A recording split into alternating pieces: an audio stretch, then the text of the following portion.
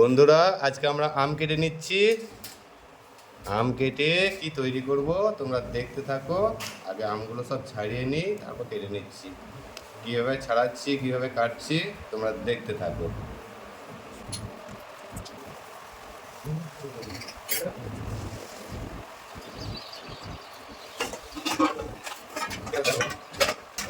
ছুরির সাহায্যে ছাড়া হচ্ছে, আর আমি ছুরির সাহায্যে ছাড়িয়ে নিচ্ছি।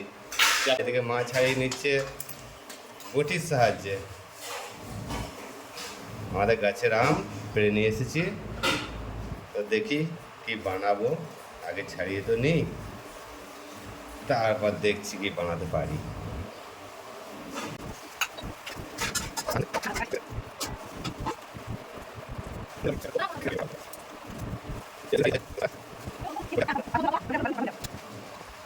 তো এই দেখো ছাড়া হয়ে গেছে। আমি একটা কেটে দেখি কতটা ভেতরে আঁশ হয়েছে নাকি না চোবা হয়ে গেছে। হ্যাঁ হয়েছে তো চোবা, কাটা যাবে। বটিতে কাটতে হবে, কাটা।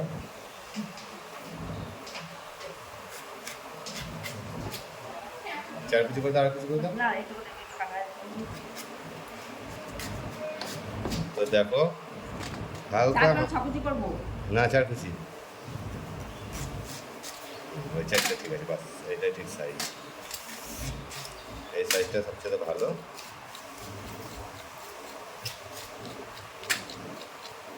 তো এইভাবে চার কুচি করে নিতে হবে। আমরা চারটে করছি, এখানে ছটাও করা যাবে, আটটাও করা যাবে, কিন্তু বড় বড় করলে বেশি ভালো হবে। যখন এটা তৈরি করব বড় বড় থাকলে বেশি ভালো লাগবে খেতে আর কি। এরকম বড় বড় সাইজটাই সবচেয়ে ভালো।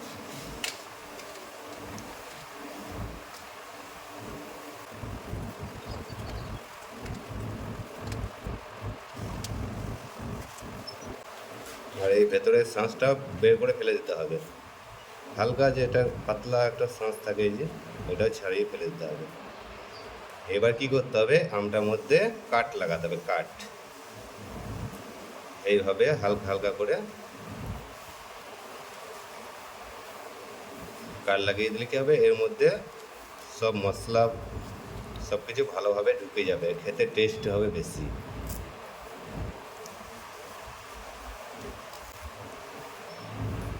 এইভাবে কাট করে নিতে হবে।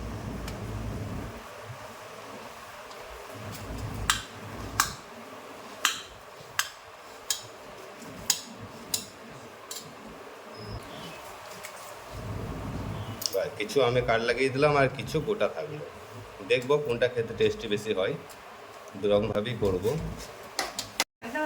তো আম সব বানানো হয়ে গেছে, সব কাটা আমাদের হয়ে গেল। চলো এবার এর মধ্যে কি কি দিচ্ছি দেখতে থাকো। তো দেখো বন্ধুরা, আমগুলো কাটা হয়ে গেছে। এবার জলে ধুয়ে পরিষ্কার করে নিয়েছি। এবার এখানে রোদ্রে দিয়ে দেব। তো শুধু রোদ্রে দিলে হবে না, এর মধ্যে কি কি দিতে হবে দেখো। এর মধ্যে দিয়ে দেবো হালকা নুন, খুব বেশি না, হালকা দিতে হবে। যেহেতু তো মিষ্টি গুড়ের আচারটা করব, মিষ্টি আমের আচার করব, তার জন্য নুনটা অল্প দিলাম। আর দিয়ে দেবো হলুদ,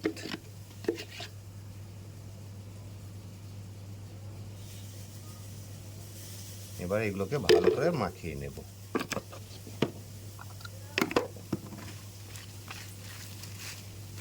মাখিয়ে নিচ্ছি ভালো করে দেখো। এবার এটাকে রোদের মধ্যে রেখে দেব। তো একটা খোসা ছিল, যাই হোক বার করে দিলাম। আর একটা আছে। তো ভালো করে চেক করে নিতে হবে আমগুলো ঠিকমতো ছাড়া হয়েছে নাকি, সব কিছু চেক করে তো রোদে দিয়ে দিলাম। দেখো এর গায়ে যে জলটা থাকবে সেটা হালকা শুকিয়ে নিতে হবে।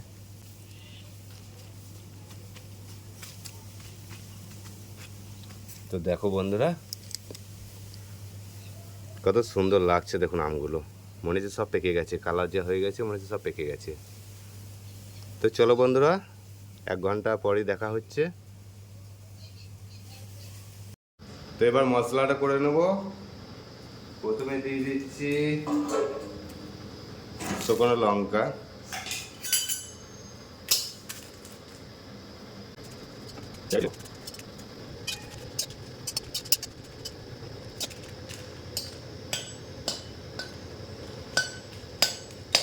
লঙ্কা ভাজা হয়ে গেছে, তুলে নিচ্ছি।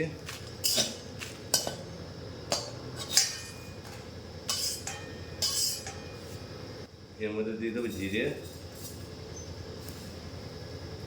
মেথি আর ফোড়ন।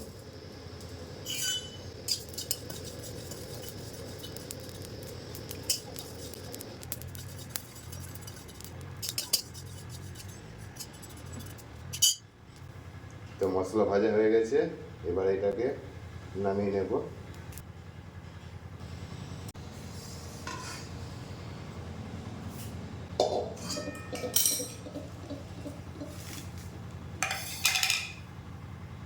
গুঁড়ো করে নেবো, হালকা গুঁড়ো।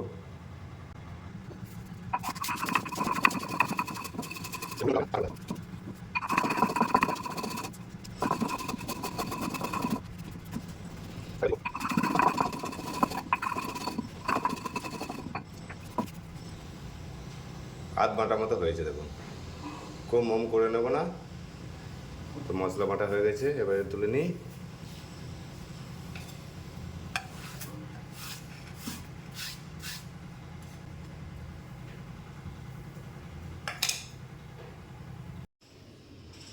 তো দেখো আমার এগুলো ঘন্টাখানি শুকিয়ে নিয়েছি। চলো এবার তুলে নেব।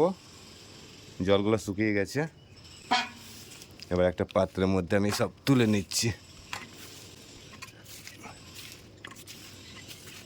এবার চলো আমি কিভাবে তৈরি করছি দেখতে থাকো।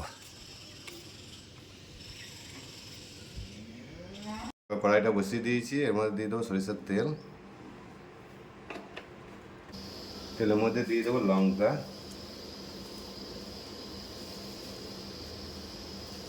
ফোড়ন দিয়ে দিলাম। আর মশলাটা এখানে করে নিয়েছি সব কিছু। এগুলো হচ্ছে ভাজা মশলা, আর কিছু কাঁচা মশলা দিয়ে দেবো তেলের উপরে। জিরে, মেথি, পাঁচফোড়ন মশলা দিয়ে দিলাম। আর এটাতে নুনটা অল্প দিতে হবে, যেহেতু এটা গুড়ের আচার করব, যেটা পাকের আচার বলে। যে আচারটা করব 6 মাস থাকবে, সেই আচারটা আমি তৈরি করছি। হলুদ, নুন আর ঝালের জন্য লঙ্কা। নুন ঝাল মিষ্টি,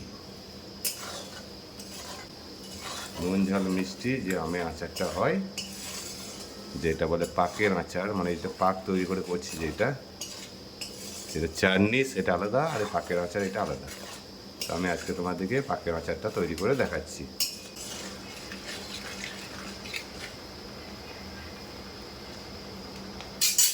আর আমগুলো দিয়েছিলাম রোদ্রে, দেখো হালকা শুকিয়ে গেছে। এবার এই আমগুলোকে দিয়ে দেবো।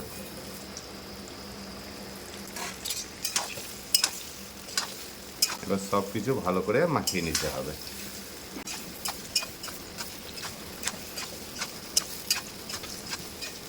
মানে মশলার একটা সেন্টই আলাদা, যা সেন্ট হচ্ছে না, দারুণ সেন্ট। তো দেখো আমার ভালো করে সব মাখানো হয়ে গেছে মশলা, আমগুলো ভাজা হয়ে গেছে। বেশি ভাজা দরকার নেই, দেখো অল্প ভেজে নিয়েছি।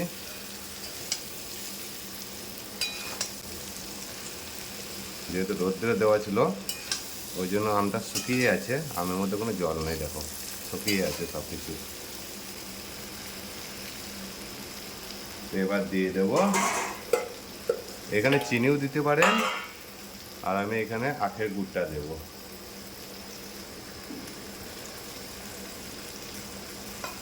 আখের গুড়টা কালারটা দেখুন কত সুন্দর।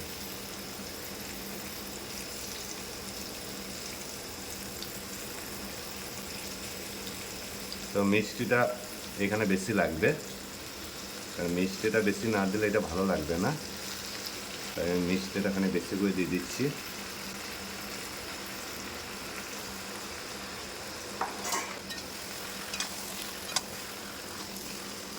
মানে গুড়ের যে টেস্ট, সেই টেস্টটা চিনি দিলে কিন্তু পাওয়া যাবে না। এটা গুড় দিয়ে বানালে সবচাইতে খেতে ভালো লাগবে। মানে পুরো আমগুলো যেন গুড়ের মধ্যে এরকম ডুবে থাকে। এটাকে ভালো করে ফুটিয়ে নিতে হবে। তো দেখো সব সেদ্ধ হয়ে গেছে। এবার এর মধ্যে দিয়ে দেবো আমার ভেজে রাখা যে মশলাগুলো করে রেখেছিলাম, মশলাটা এবার দিয়ে দেবো।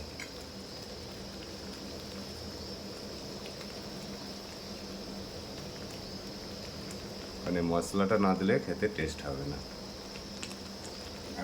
কি সেন্ট, দারুণ দারুণ, ডবল সেন্ট হয়ে গেল। যেটা ভাজা মশলা সেন্টই আলাদা।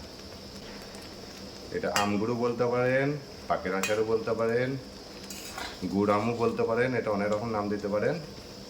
তো বন্ধুরা, আমি যে রেসিপিটা আপনাদেরকে আজকে শেয়ার করলাম, যদি এটা ভালো লেগে থাকে চ্যানেলটাকে সাবস্ক্রাইব করে দেবেন, লাইক করে দেবেন, শেয়ার করে দেবেন।